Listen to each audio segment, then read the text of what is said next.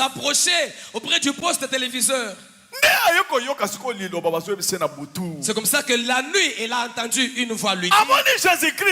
Il a vu Jésus-Christ. Jésus-Christ qui a pris les corps de Vanessa. Il lui disait, tu dois chercher à connaître ton origine. Tu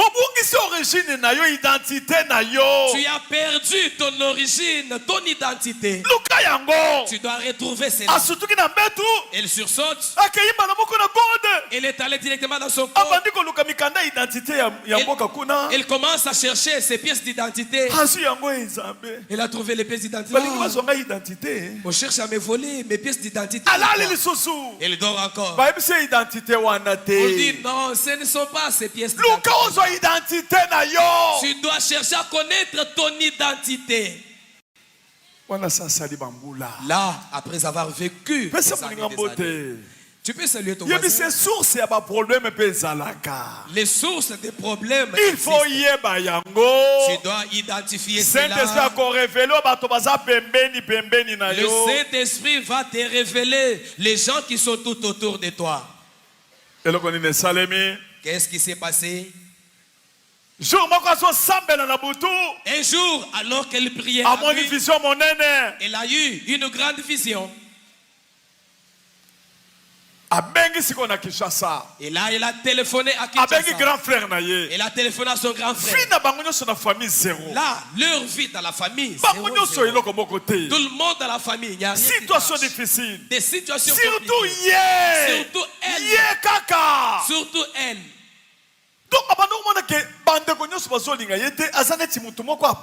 Elle constatait que ses autres frères ne l'aimaient pas. C'est comme si elle vit de manière isolée. Elle a posé la question à son grand frère. Grand frère, dis-moi la vérité. Papa na maman. Papa et maman, pourquoi s'étaient-ils séparés? Qu'est-ce qui a fait que maman puisse quitter le mariage et papa est resté à Kinshasa? Alléluia. Amen. C'est comme ça que le grand frère a commencé à lui dire, en tout cas, appelle-moi après. En tout cas, j'ai envie maintenant de te dire quelque chose. Elle lui a appelé après. Lorsqu'il l'a appelé, il lui dit, en tout cas, tu pries le véritable Dieu. Aujourd'hui, je vais te dire la vérité. La vérité qu'on avait refusé de te dire pendant que tu grandissais. Tu vois, tel que tu es là. Nous et toi, on n'a pas un même père. Toi, lorsque maman était encore, elle travaillait chez une autorité quelque part. Cette autorité sortait avec elle. Et c'est comme ça qu'elle c'est comme ça que toi tu es différente de nous. Alléluia. Amen. Tu es différente de nous. Tu as ta manière de...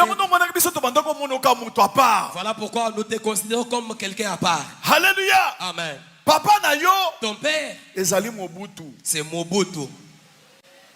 Maman no bandoko sala na Mobutu. Ta maman travaillait chez Mobutu. C'est comme ça que Mobutu l'avait engrossé, on t'a eu. C'est comme ça que papa s'était séparé avec maman. Et puis et toi tu étais né après. Alléluia. Amen. Alléluia. Amen. Et la sœur dit, mais pourquoi vous ne m'avez pas dit pareille chose depuis tout ce temps? Alors lorsque la fille s'est mise à prier, elle a vu sa mère qui demandait pardon. Alors que sa mère était déjà décédée. Elle commence à dire, Désiré viens. On a appelé Désiré Mobutu qui vient. Ils sont venus demander pardon à la fille.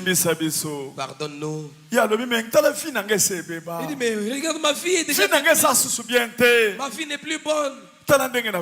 Voyez comment je suis devenu. On m'a fait opérer au poumon et j'ai la cicatrice qui me fait mal. J'ai maigri même.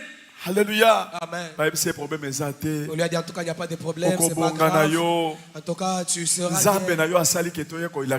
C'est ton Dieu qui a fait que nous venions te révéler ces choses. Bien aimé, je vous dis, la fille a vu le visage, a vu maintenant un songe. Quelqu'un qui descendait d'une montagne. Lorsque celui-là descendait, il regarde, c'est elle-même. Elle dit, mais ça c'est mon autre moi. Et puis elle vient. Elle est venue embrasser celui qui venait. C'était un songe. Le fait seulement d'embrasser cette personne. C'est-à-dire on l'avait possédé, on l'avait prise quelque part. Et maintenant c'est son esprit qui lui est revenu. L'esprit est revenu. C'est fait seulement. La fille se retrouve, la chair des poules. La maladie est partie. L'homme qui était allé à l'hôpital, on l'a traité les yeux. L'homme a recouvré la vue. Il a recouvré la vue. Le visage de la fille est revenu normal. La fille qui était maltraitée, qui était devenue comme une vieille. Bien aimé, il y a d'autres personnes qui peuvent être vivantes, mais leurs vies sont cachées quelque part. Tu peux être dans la servitude. Tu travailles, le monde des ténèbres est tu travailles, les ténèbres détruisent. Il n'y a que Dieu, Jésus-Christ de Nazareth. Il n'y a que lui qui peut te restituer ce que tu avais perdu. Il va t'enlever de cette famille-là.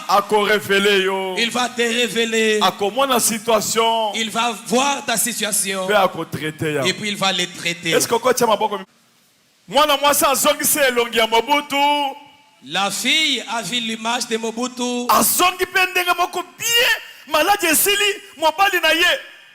Ayaki awato bonda ki pona ye image ezalai na bonda ki pona ye tango zaki aveugle na lobi kende nzamba kosala mobali ake amoni mwana mwasa zongi normal elonge zongi normal bande konanga baye ko kende na ambassade po akende ko salisa mikanda a passeport ya ba congolais po yawa akoti boye mutu asaki na ambassade alobi mwana mwasi oyo aye oyo bapesi photo awa akende te il faut tokutana naye.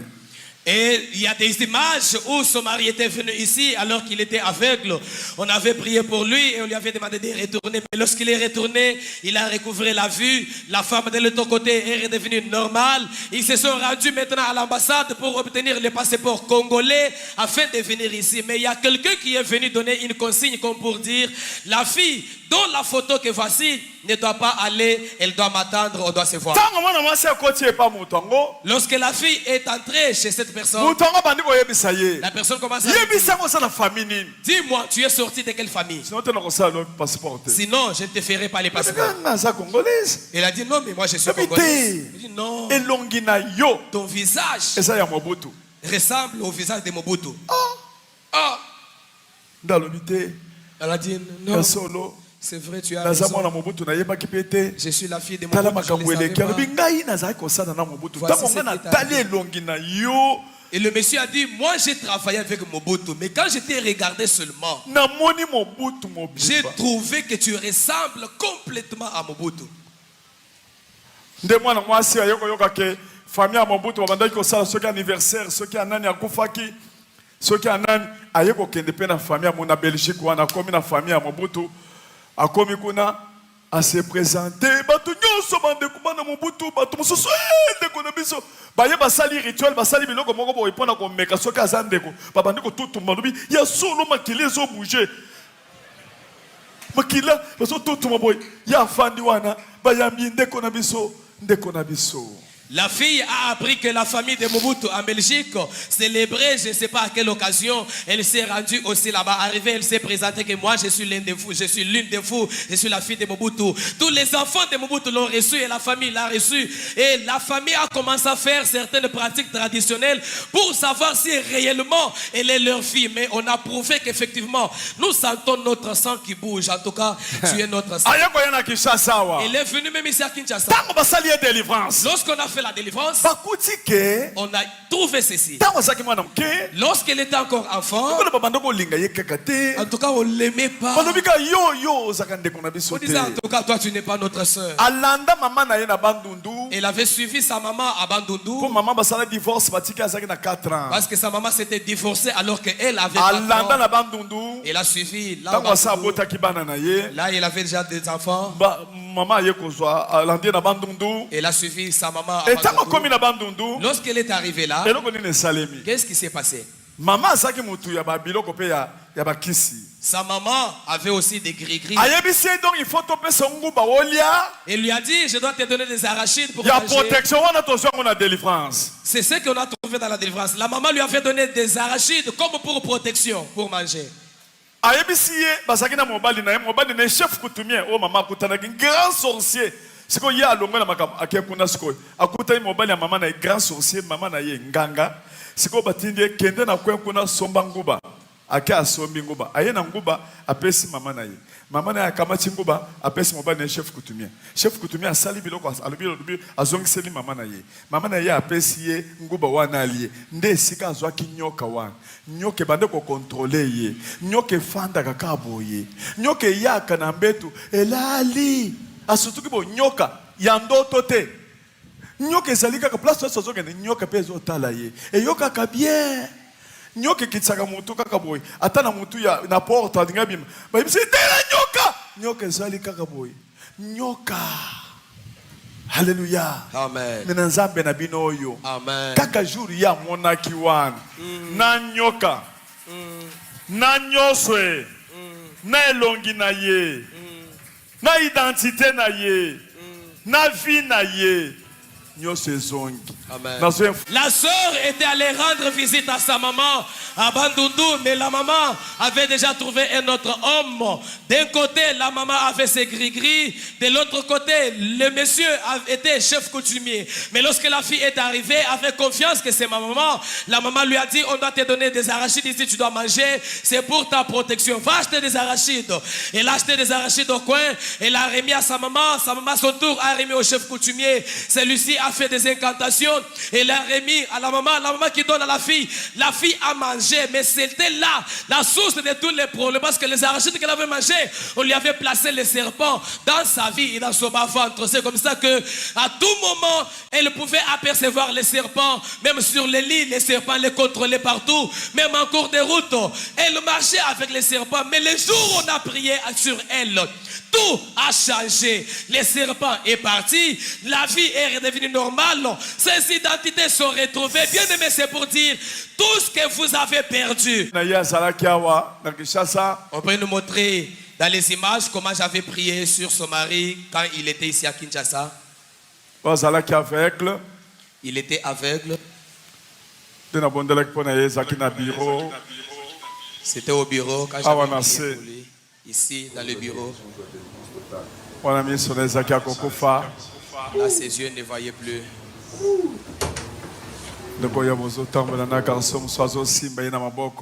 Il avait... On peut voir même la photo de la sœur.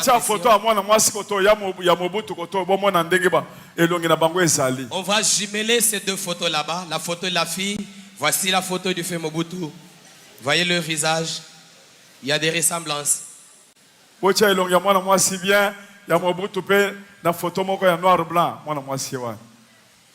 La sœur est là. Soki na anniversaire ya liwa ya ndeko na ye soki bakomi yango na mulangi wana soki zanga soki na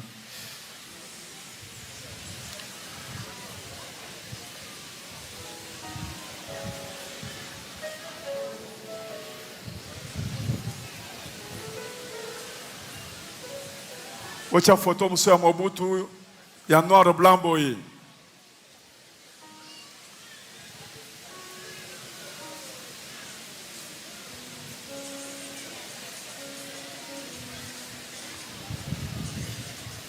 Nazo senga na mobali na ye Mobutu ye wana. Bocha pe photo ya mwana mwasi. Soki bocha kango oyeza koto ngeza la bien. Essayez de jumeler les deux photos.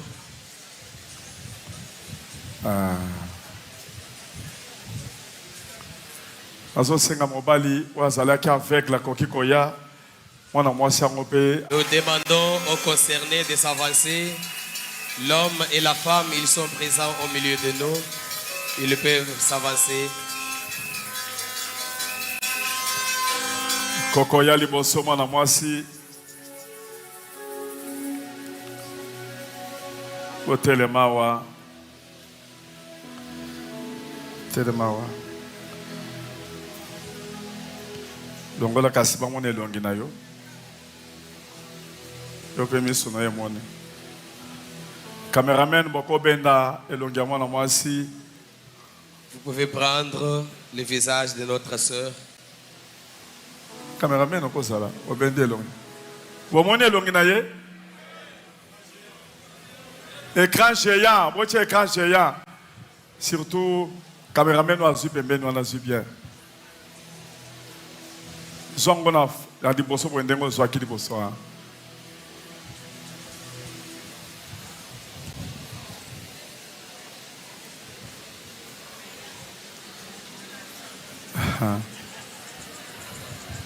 Bomoni elongi na ye.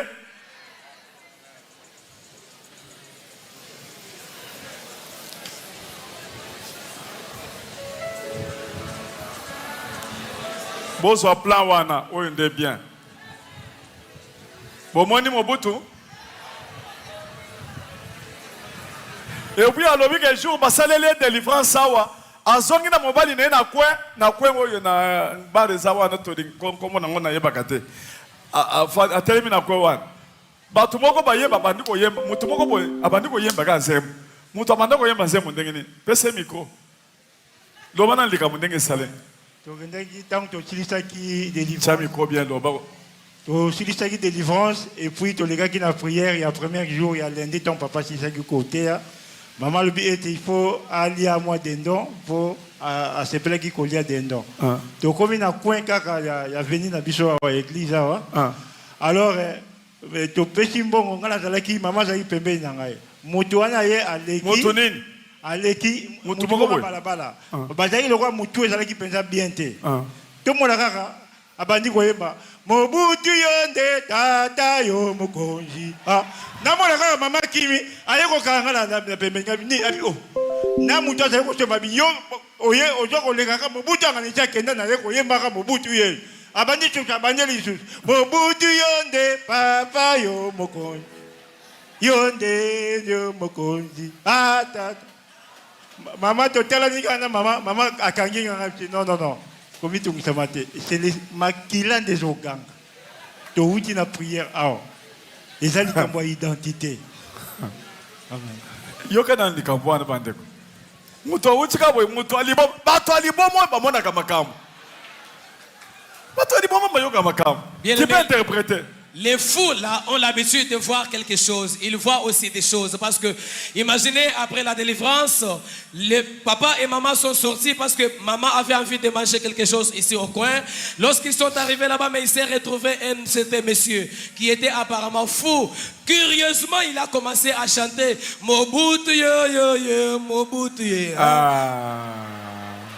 Oui, regardez que. Mobutu yo yo yo.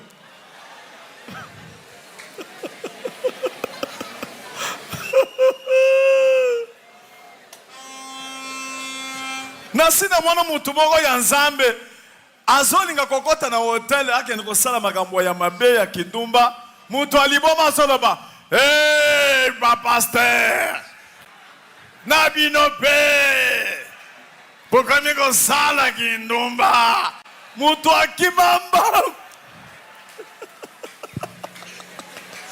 Est-ce que kobeta maboko makasi pona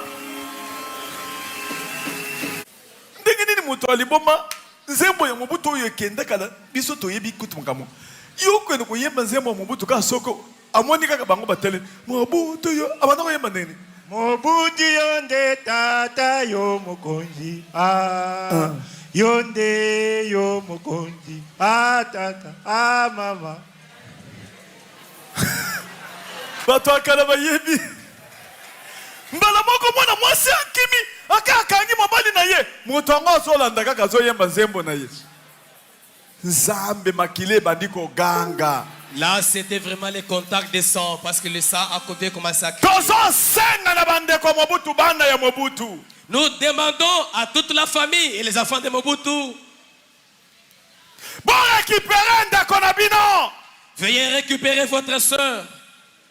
Elle a dit qu'elle n'a pas besoin d'argent. C'est Dieu qui lui a remis, qui l'a remise à son identité.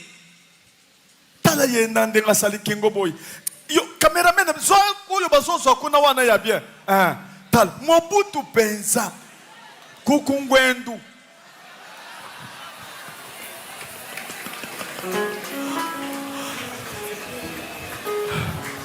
Azolela tala sko yesko. Na Mobutu sikoyo. Photocopie.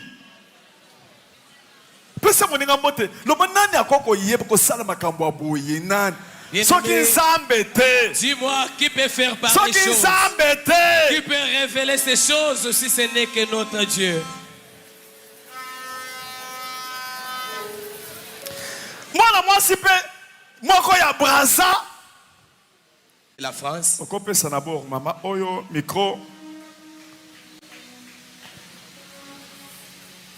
ndeko alléluia. Bon, nazai soki na lali normalement na mutaya la musanga na butaya sanga kendo luka identité na yo. Bon ngana banda oyeba te identité nini o baza otinda ngana luka. Ngala osote na mbetu na keka ngamba na ngana ebise bazo ebisanga na luka identité na ebite na okay wela saki na ngala katikati ya butu na fungoli saki na nga na moni identité na ngai ay motema esepeli na zongi. Na olala suba ebisinga ba identité oyo te biso tozo ba na okende ko luka identité na yo noki kaka ndengwane esalinga mikolo mingi ezo se passer ka bongo autant to yoko koma na 2022 na décembre pasteur Wale Sasaki prière moko ya une semaine potokota 2023 autant to kotisko ba prière wana 4e jour nanga na tindeli grand frère nanga message pour na bana sola na mutute na tinde grand frère nanga message na ebiseke na PCP mbotete na lobi ya otikinga bo epona nini ba mona répondre alobi de ma petite sœur chérie na tikiote na ba disco ko tuna ye mama ba kabona ndenge nini na papa abane ko kolinga penza koloba te après nga na ebisenga bite oza eloko moko yo bomba il fallait oloba yango mba mosko bandi ko ebisanga eleki na ngai limbisanga nzambe oyo zo sambela nzambe ya papa Wale Sanda fungoli mutema na ngai eza na secret moko oyo to bomba de prix kala ifaye to ebisa yo mais na banda okoka ko ebisa ote mama tikela nga po mama kufa mais nzambe oyo zo sambela kolela na o nyoso benganga poso ina loti identité na nazai ko benga emeya na zo lota bazo ebisanga na luka identité zaka nini oyo ebisanga. Et puis kokola na ngai ba grande sœur na nga chaque fois ba ngalo ke oza différent na bisote kendo luka tata na yo mais na yebite soki tata o ba bazai ko tindanga na yeba ki pété à la après grand frère bando ebisanga yo moni ndenga na zawa nga pe na za tata mususu esala yo pasité tata na yo o biso o nga na yebi mama tikela nga maloba papa o ya boti yo papa biologique na yo aza Mobutu mais oh zakine na ndako aza papa na hote donc esala nga pe bien te lokola mobali pe na zakine miso ezaki akokufa il fallait les 31 tozonga na hôpital po ba salela ye opération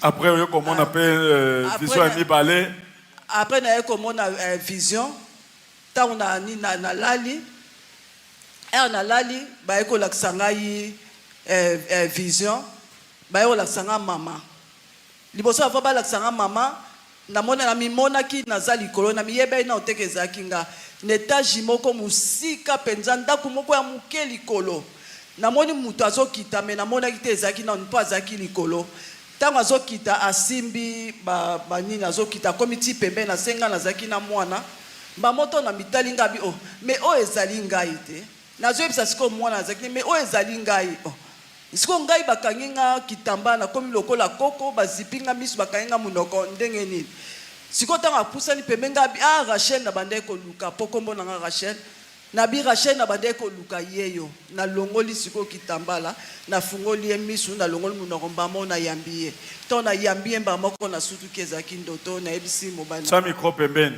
à la deuxième vision na ekolota na moni mama po asakufa aye siko epana nga na bisenga nga na yebi ke bato bakufa na batabo moi bazake sika mon côté mais comment yo oye epana ngai c'est que oyeko zwanga soko oyeko zwanga kaka na kende po na lembi na douleur a pasi ya pota ona okoka lisusu te zwanga kaka na kende ba moka ebisinga bite na yeko zwa ote abengi désiré siko tanga bengi désiré na moni mbala moko papa Mobutu akiti na chapeau na ye na kan na nzete aye place ya zalaki place ko to telemaki ayebisi abi tala mwana na yo nga na ebisi nga bi pourquoi tant bozaki na bo moi bo présentaki ngai te mais lelo bo kufi bozo présenter nga pourquoi nga nazobela na tuni siko papa Mobutu na ebisi nga bi oyebi ke nazobela na souffrir vie na nga mobimba alobi na yebi na ebisi nga bi oyebi ke basala nga opération bakata nga poumon moko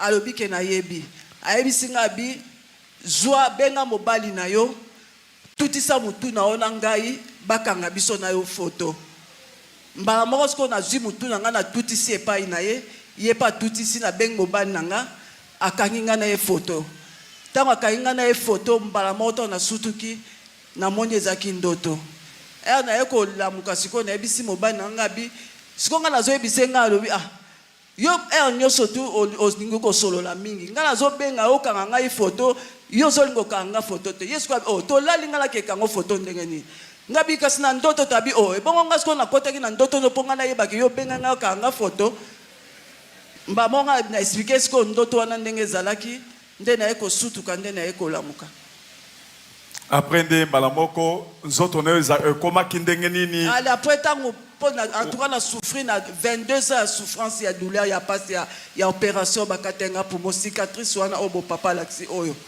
donc na souffrir nango makasi ya makasi et ben donc ça nga lokola moto ya moto penza moto na tsaki ba glaçon na tie ba glaçon na congélateur na koma ko lia ba glaçon lokola nguba soki ba glaçon na tie sili il faut na ba na robuka sikoyo ba glaçon ekangama na congélateur so na tene na fête na moni mikolo na neige kwei nga na obima libanda na ebisi baoka ke na bimi libanda na ebisa bango lo na kesala te na bina keka magasin ta na obima ba neige bato ekanga na ba voiture nga na zokanga yango lokola nguba na liaka ngo po paso e banda osala nga na ndako na banda ko lata soutien te na zaki afala ta soutien fo na tia kitendi mo eza lokola soumet na tie na se ali na tie soutien likolo siko mwana soka moninga na zo mona pasi ndenge wana mwana nga muke asuka omona ye azui ayebisinga na moni ozoka pasi nga na lobi na liboso na owanga na loba te po na pesa bango pasi te alomona ke azui atielinga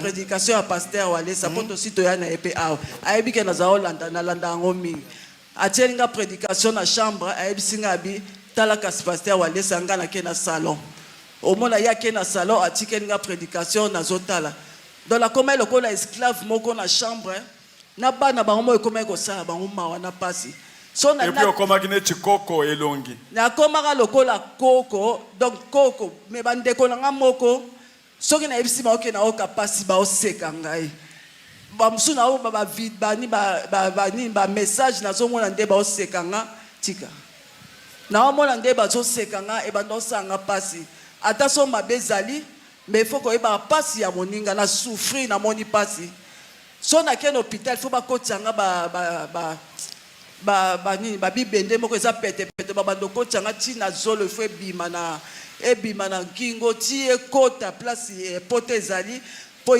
bazwa kaka morceau moko ya moke place pour moi ezaki ya kokata bazwa kaka morceau wana bayeba soki na lia nini eloko nini esalanga bongo ba docteur ba otuna nga ba binanga olia ke eloko ninga bi banele ke ebele na ebi eloko et puis muto opéra qui est eloko ngo tango ke abandaka ne ko bela te ka muto a famille ayebise ke bo kosa na yo ke ozobela ka kokosa wana ke na hôpital bazomona maladie te loboko na sanza ka makila zoka nde complicité à Satan na hôpital wana alingabi ma docteur moko abengi alobi yo yaka basali examen mosusu boye o bakuti pour moi na baby pour moi baby ndenge nini o to sala opération basali opération wana ya bizarre wana et puis tant basali opération akeli banda zomona clarté azonga boye babengi docteur asignaki docteur albi ezangaite donc ndoki aya akoti azu elongi ya docteur ba opérer ye na ndenga mabe nde batiki eloko wana loba sikoyo kaka tango yo moni makambo wana ndengo yo ozongi normal bana moko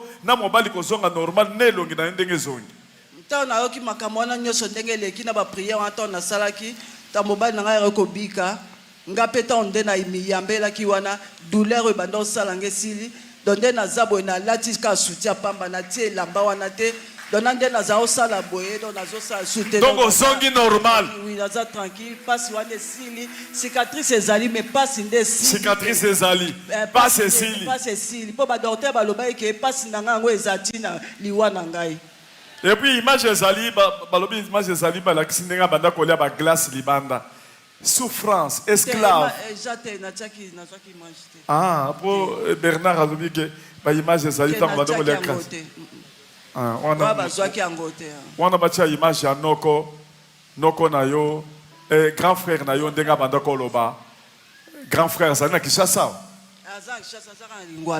aza lingwala esika mobutu abanda koya na lingwala place nini na Bukama 228 na lopango kwa ezali na lopango ya famille Bukama 228 et puis grand frère wana lobi tango babanda mobutu abanda koya yazaki mwana muke mama na bino abanda kokosa abanda olobaki ye leki na bango suka abanda kokosa mobutu ke leki na ngasuka siko grand frère na yazo bwana nde abanda kotala makambo nyonso courant ezokende bazoboma courant kote nyonso courant soki alobi soki aye bakati courant azaoya na vewe na ye bazaoya na camarade ne mopa tanga kitango yaki bazaoya na vewe moko courant ese kufa wana mama tiki libala na ye kuna aye okuta na ye wana mama tiki libala ye na famille aye okuta de bakutani na ye na grand frère na bino na bimineti leki na ya su présenter leki na nga suka me wana yebi bani na ete ça va boko tia image ya grand frère na ye comme non nani Rachel.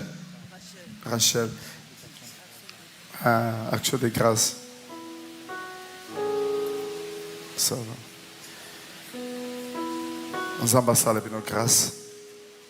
Action de grâce. Nous ambassades de nos grâces. Vous allez bénir. Vous allez na kacha famille na yo ba reconnaître yo. Nzambe na biso asala de nos grâces. Boyo kamalamu libela. Lokola nzoto na ezongi normal maladie esili mobali na yo pe miso na efongwami amen amen amen merci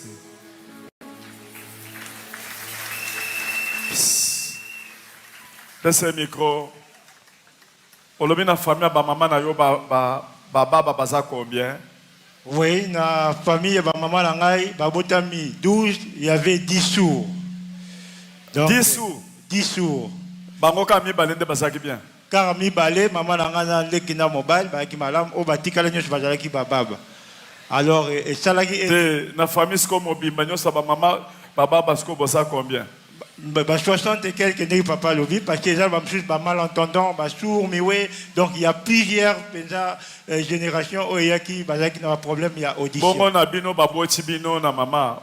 Oui, tant maman boti biso de la mine moko azalaki baba. Donc il fallait comme elandati 4e génération.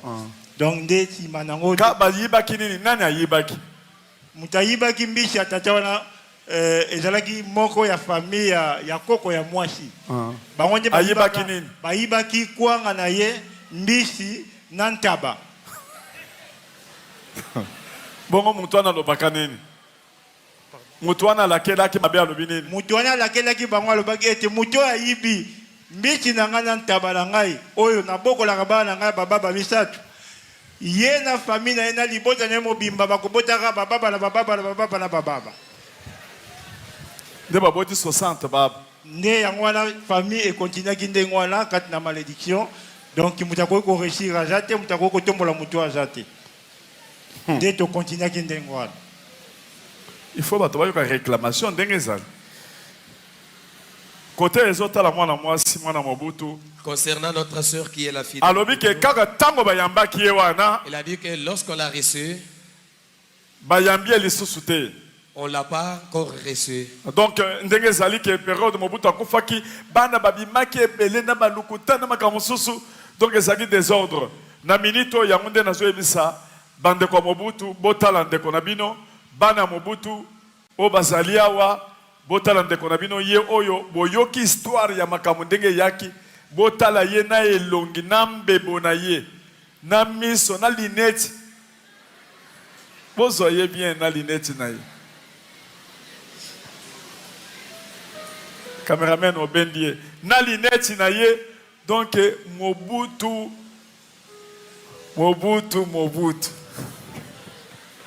ça va ok kofanda